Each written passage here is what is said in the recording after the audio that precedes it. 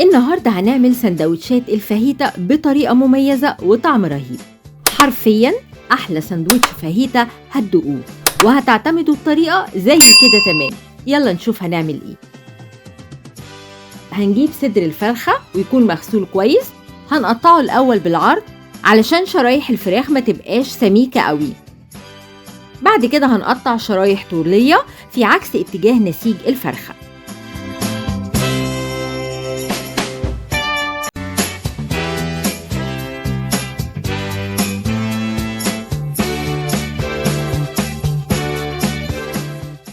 هنتبل بتوم مفروم، 2 معلقة كبيرة زيت، معلقة كبيرة خل، 2 معلقة كبيرة مستردة، ملح حسب الرغبة، فلفل اسود، بابريكا، بهارات فاهيتا، وبس كده.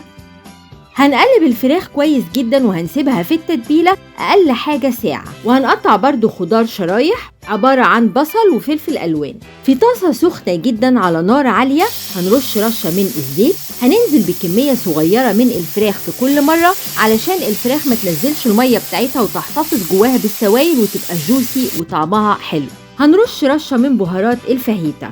الشغل بتاعنا كله هيكون على نار عالية. هنشوح الفراخ لحد ما تستوي. كده الفراخ استوت، هنبتدي نشيل الفراخ وبعدها هننضف الطاسة ونرجع نحط جزء تاني من الفراخ ونسويه وهكذا لحد ما نخلص كمية الفراخ كلها. هنرجع ننضف الطاسة وهنحط رشة من الزيت ونبتدي نحط الخضار. هنشوح الخضار على نار عالية.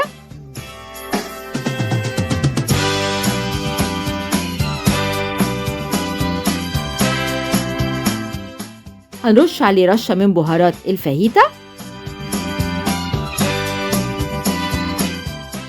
هنضيف الفراخ للخضار وهنقلبهم مع بعض عشان ياخدوا من طعم بعض. هنبتدي نطبق الساندوتش بتاعنا. احلى طريقة واحلى طعم ان احنا هنحط في الاول صوص الرانش، بعد كده هنحط الفاهيتا بتاعتنا،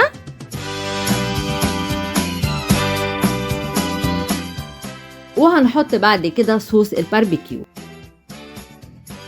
ده احلى طعم للفاهيتا واحلى تطبيق للساندوتش بتاعها. ريحه وطعم روعه، لازم تجربوه، مش هتبطلوا تعملوه. والف هنا.